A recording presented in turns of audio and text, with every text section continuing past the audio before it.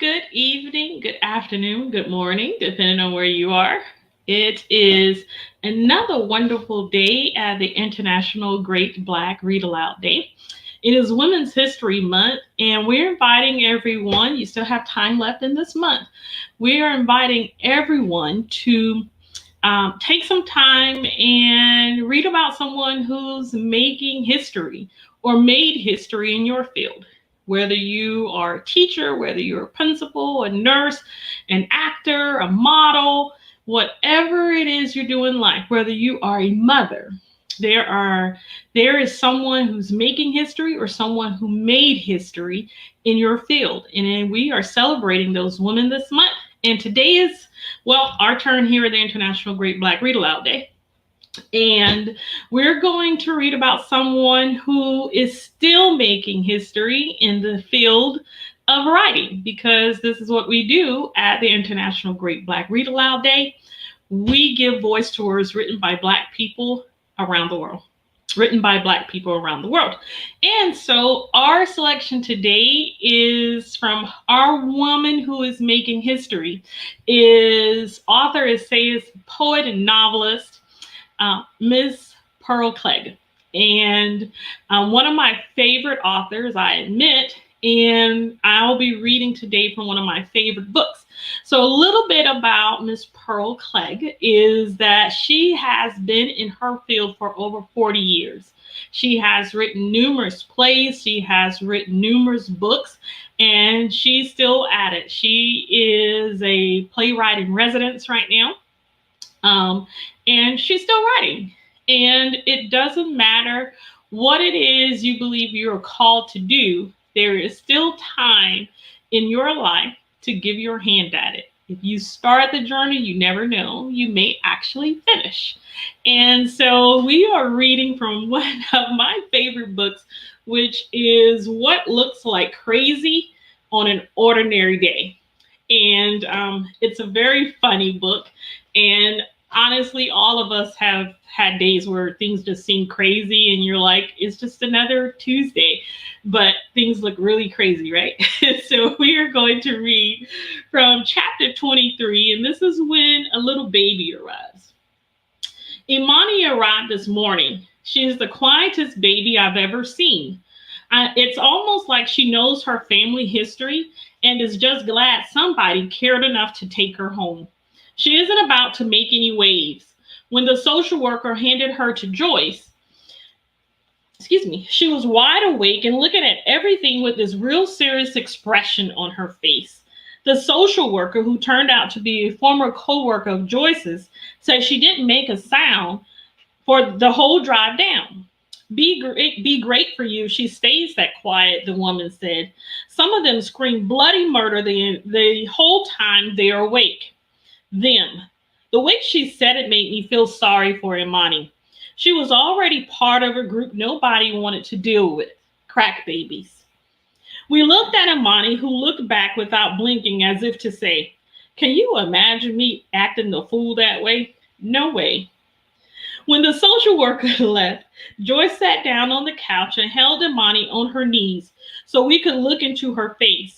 She was a thin, cocoa brown baby with long, skinny legs and big, dark, old lady eyes.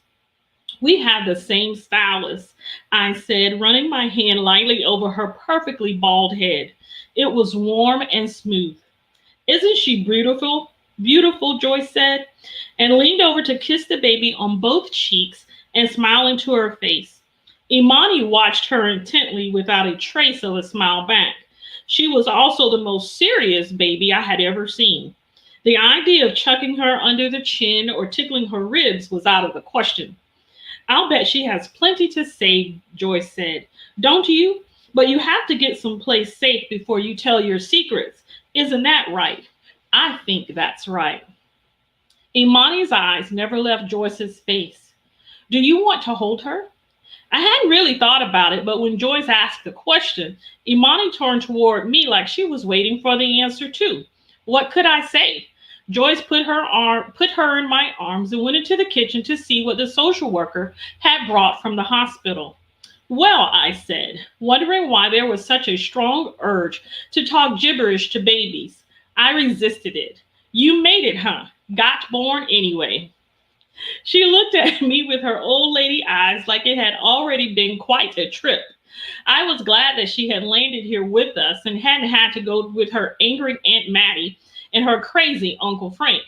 You don't get to pick your family, but sometimes it's good to have options. I ran my hand over her little head again, and she snuggled against me in a way that made me feel a surge of what I guess was maternal protectiveness.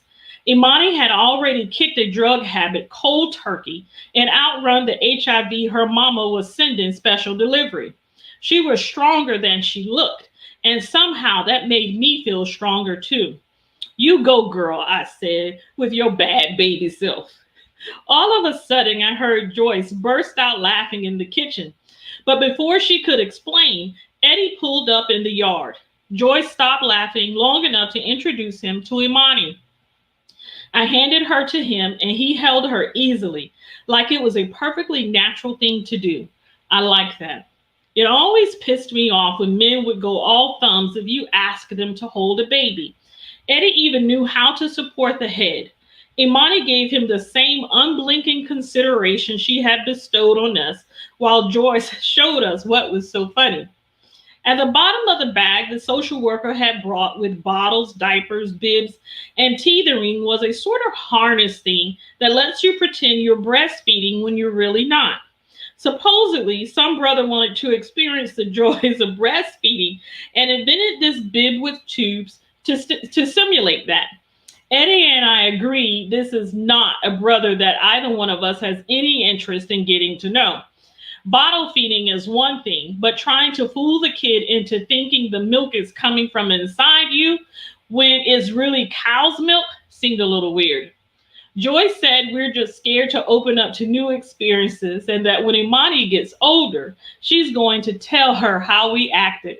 We all laughed, but in the middle of it, I realized I'm probably not going to be around for much of Imani's life.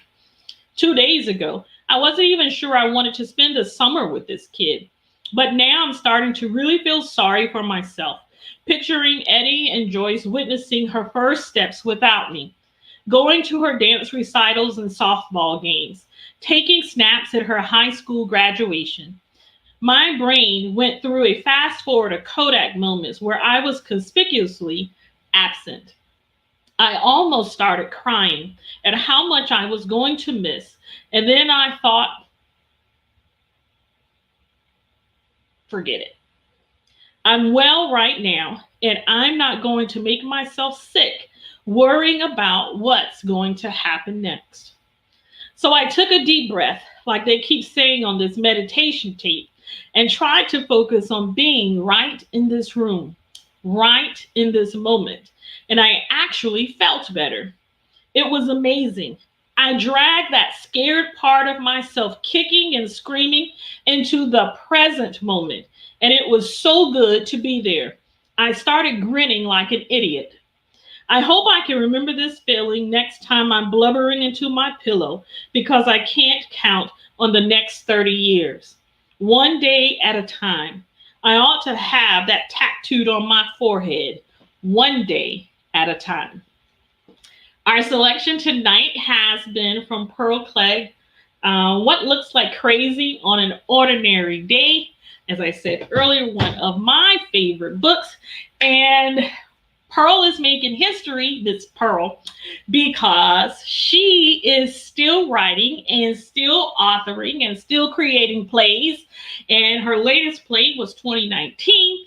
And I will tell you that you will not be sad if you get a chance to read one of her books. You will laugh your way through it. You'll cry too, but you will certainly enjoy it. And so today is, well, this month is Women's History Month. And today is our day on the International Great Black Read Aloud Day. We may come back a couple more days. We have a few more days left in the month. We may be back with some other entries, but we just want you to know that women are making history every single day, from the classroom to the boardroom to the White House, to your own house. You're making history every day. You have a story, live it aloud. Live it aloud. And maybe someday you'll be reading aloud about your own life, or someone will be reading aloud about your life, or something you wrote, or something you did. What we get from Pearl Cleage in this Women's History Month is that keep going. Take it one day at a time. Choose to be present in the moment, in the very moment, and enjoy the journey. And we will see you another day on the International Great Black Read Aloud Day. And don't forget to follow us on social media at Black Read Aloud. Subscribe to our newsletter. You can find our newsletter on our website at greatblackreadaloudday.org. And we'll see you next time. Have a good evening.